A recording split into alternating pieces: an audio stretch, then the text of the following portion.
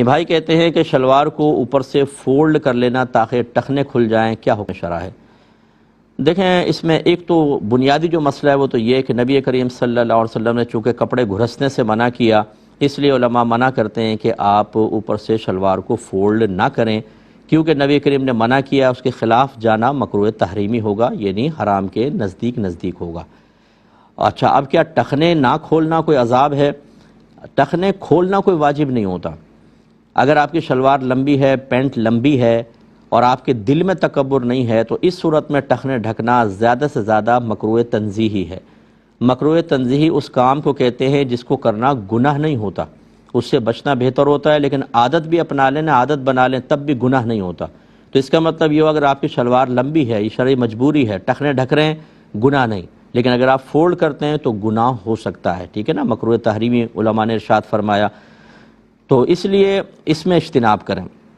باقی یہ تو ایک مسئلہ جو پہلے لکھا ہوا ہے، لیکن آج کل کی جو یہ شلواریں فولڈ کرنے کا اتنا عموم بلوہ ہے، عموم بلوہ کا مطلب یہ ہوتا ہے کہ عوام و خواص کسی ممنوعہ کام میں مشغول ہو جائیں بہت زیادہ۔ تو میں پہلے اسی پر فتویٰ دیتا رہا ہوں اس کو مکروہ تحریمی کا، لیکن اب ہمارا مشاہدہ یہ ہے کہ اگر مسجد میں آپ دیکھیں تو بعض اوقات تو امام صاحب بھی شلوار فولڈ کر رہے ہوتے ہیں، یعنی اتنی کثرت سے یہ ہو رہا ہے۔ اب اس پر اگر ہم سخت حکم لگائیں تو مکروہ تحریمی کا مطلب یہ ہے کہ اس نماز کو دوبارہ پڑھنا واجب ہو جائے گا، تو سخت حکم ہو سکتا ہے۔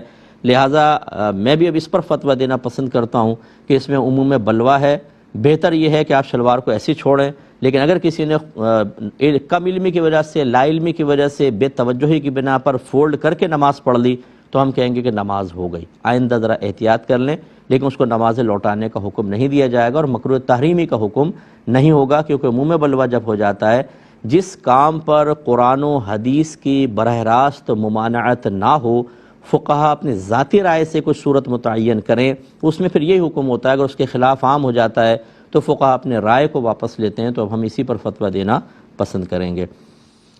اچھا، اب آپ کہیں گے جی اسی پر فتویٰ دینا پسند کریں گے، اس کا مطلب آپ لوگوں کی پسند چلتی ہے؟ ایسی بات نہیں ہے، یہ ہمیں اجازت شریعت کی طرف سے ہوتی ہے۔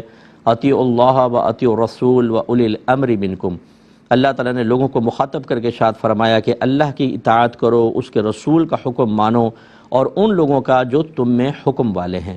اور مفسرین اس کا ایک معنی یہ بھی بیان کرتے ہیں کہ حکم والے سے مراد وہ مفتیان کرام، مجتہدین، جو لوگوں کو دین سکھاتے ہیں، فتویٰ دیتے ہیں، وہ مسائل بتاتے ہیں، یہ جو سوچ وچار کر سکتے ہوں دینی معاملات میں، ان کا قول معتبر ہوتا ہے۔ عوام الناس بعض اوقات کہتی ہے کبھی یوں کرتے ہیں، کبھی یوں کرتے ہیں۔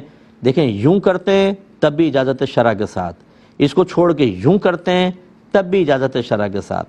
شعور بیدار کرنے کی آپ کو ضرورت ہے کہ آپ پہچانیں کہ یوں کرنے میں بھی شریعت کی اطاعت ہے اور یوں کرنے میں بھی ہے، لیکن وقت کا فرق ہوتا ہے۔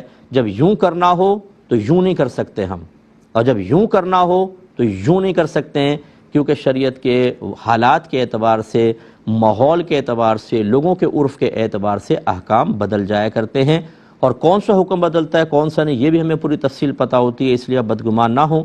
اور اگر کوئی مفتی صاحب اس پر جواز کا حکم دے دیں تو بالکل چلے گا، میں بھی اس پر اسی چیز کو اختیار کرنا پسند کرتا ہوں۔